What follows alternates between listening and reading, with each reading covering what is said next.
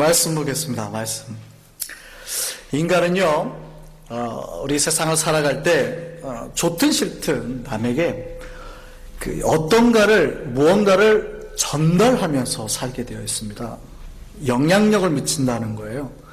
긍정적인 것이든 부정적인 것이든 사회생활하는 인간이라면 누구나가 옆 사람에게 무언 영향을 미칠 수밖에 없다라는 거예요.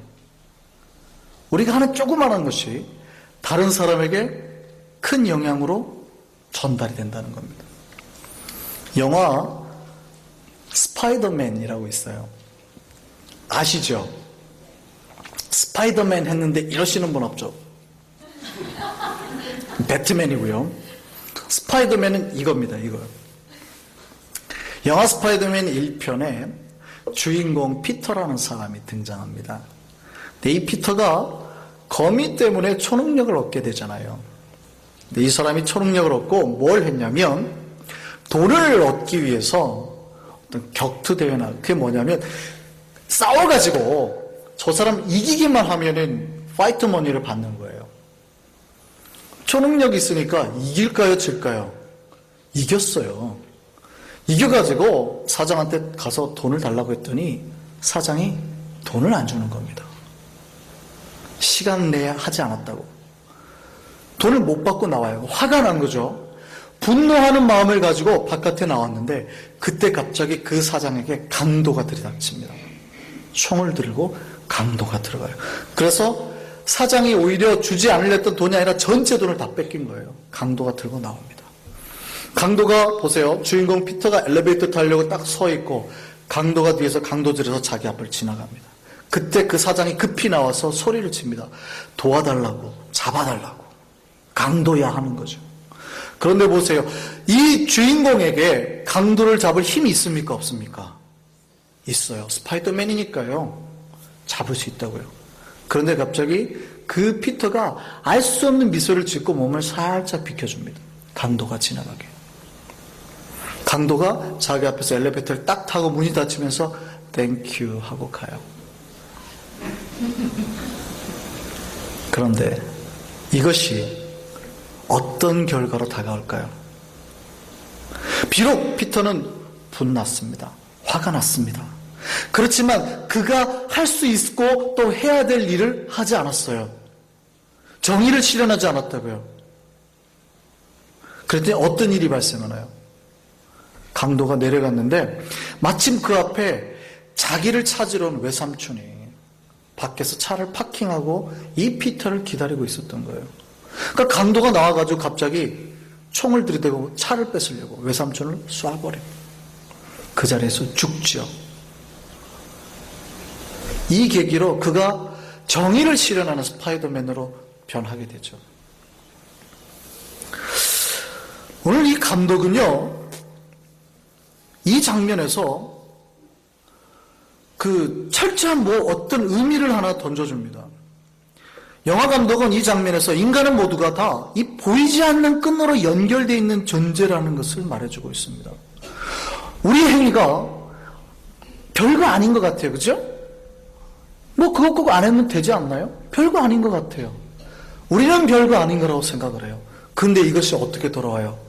나비 효과가 되어서 거대한 새로운 다른 영향력으로 부메랑에 대해서 우리에게 돌아온다는 겁니다. 여러분이 좋든 싫든 여러분이 하는 아주 조그만 행위 하나가 다른 누군가에 영향을 미치고 그것이 다시 나에게 돌아오게 된다고요. 이것이 인간이라는 존재, 사회관계 속에 있는 인간이 어쩔 수 없이 다 맞아들이게 될 운명인 겁니다. 여러분 영향력 주고 살아가야 돼요. 누군가에게 어떤 여러분이 하는 조그마한 것이 다 돌아온다고요. 그러면 여러분은 어떤 영향력을 미치고 살아가기를 원하십니까? 영향력 미치긴 미쳐야 돼요. 그런데 어떤 영향력을 미치실래요? 네, 제가 쉽게 좋은 영향력을 미치고 사실래요? 나쁜 영향력을 미치고 사실래요? 여러분이 좋은 기운, 사랑의 기운, 은혜의 기운을 가지고 있으면 그것이 아무런 아이고 혼자만 잘 먹고 잘 사는 게 아니라 여러분은 그냥 사랑을 소유하고 있어요. 여러분이 행복한 미소를 소유하고 있어요. 그런데 그게 아무런 영향력을 못 미치는 게 아니라 가만히 있는데도 주변 사람들이 행복해지고 아름다워진다니까요. 그러니까 좋은 영향력을 미치는 크리스찬이 되어야 돼요. 때로는요, 나 혼자 인상 쓰고 있는데 나 혼자 아무런 영향력을 미치지 않는 게 아니라 주변 사람을 우울하게 만들고 힘들게 만든다고요. 어떤 영향력을 미치실래요? 좋은 영향력. 그래서 다른 사람을 변화시킬 만한 인생으로 사시라고요. 그러니까 뭐 해야 돼요? 불평보다는 칭찬을 하시고 절망보다는 소망을 말해야 되는 겁니다. 불평은 불평을 낳아요. 어떤 아버지와 아들이 있었어요. 아들이 아빠를 그렇게 빼닮았습니다. 어느 날 집에 돌아와서 자기 아버지에게 불평합니다. 아버지, 왜 아버지는 재벌이 아니에요? 아버지가 재벌이었으면 내가 떵떵거리고 재벌 2세가 돼가지고 좀 잘 먹고 잘 누리고 살 거 아니냐고. 왜 아버지는 재벌이 아니에요? 그랬더니 아버지가 아들을 딱 쳐다보요. 그럼 너는 왜 박지성이 아니냐? 그쵸? 박지성 됐으면 아버지가 떵떵거리고 잘 살겠죠. 누군가에게 불평의 말을 던졌더니 뭘로 돌아와요? 예, 불평이 되어서 돌아오는 거예요. 만약에 아들이 와서 아버지에게 감격의 말을 해보세요. 아버지, 제가 아버지랑 똑같은 것이 저에게 얼마나 큰 행복이고 만족인지 모릅니다. 그러냐 아들아, 나도 네가 나하고 똑같이 생겨서 정말 감사하단다. 네가 만약에 옆집 아저씨랑 똑같았다면 내가 얼마나 슬펐겠니? 자기하고 똑같은 것에 대해서 감사하는 거죠. 여러분에게 주어진 모든 것에 만족하고 행복하고 기쁨으로 산다 그러면요, 이것이 좋은 영향력으로 간다라는 거예요. 자칫 여러분 삶에 감사하지 못하고 다른 에게 자꾸 문제를 전가시키면 어떻게 돼요? 문제가 감소가 되는 게 아니라 이게 몇 배가 되어서 고통으로 돌아오는 겁니다. 나를 누르게 되는 거죠. 여러분이 그냥 은혜롭게 사는 것만으로도 좋은 영향력을 미치게 돼요. 그러나 좀 더 그냥 행복하고 만족하게 사시는 것도 중요하지만 좀 더 적극적인 영향력을 다른 사람에게 미쳤으면 좋겠습니다. 여러분의 생각이 긍정적으로 바뀌고 여러분의 입술이 바른 말을 하며 사랑의 말을 하도록 바뀌었으면 좋겠습니다. 긍정은 삐뚤어진 사물을 균형 있게 만드는 능력이 있습니다. 보세요. 아무리 삐뚤어진 거예요.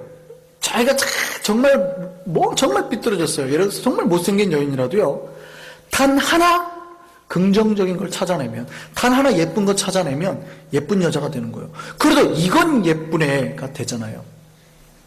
이거 예쁘네. 그런데요, 완벽한 조각이에요.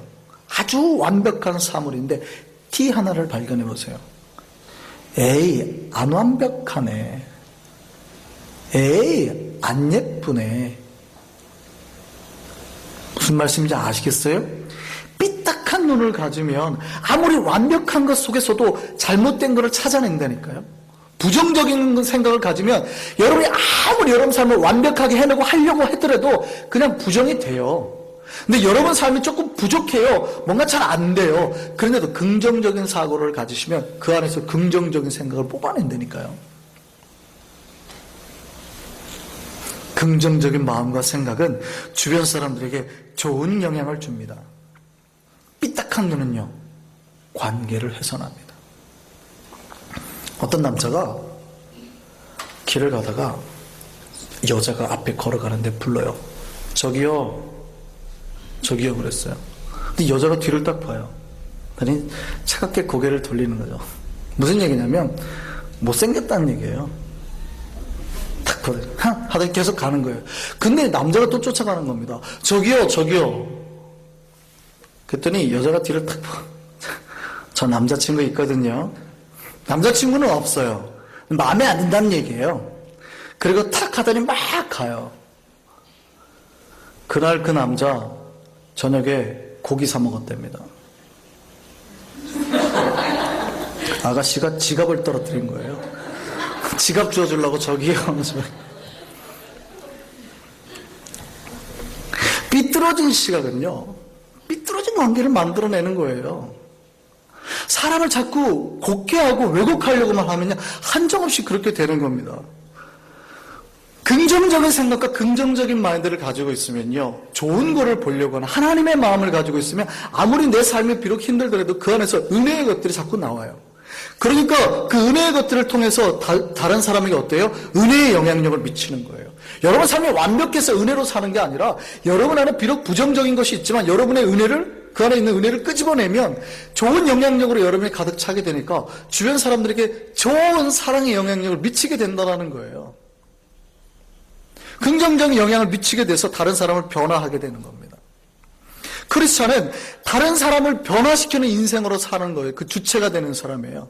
다른 사람을 행복하게 만들고, 다른 사람을 구원해내게 만들고, 다른 사람을 절망해서 건져내는 인생으로 살게 만드는 사람이 크리스찬이에요. 다른 사람을 변화시키는 인생으로 사는. 그러면 사람을 변화시킬 때 어떻게 해야 변화가 될까요? 무엇으로 사람이 변할까요, 도대체?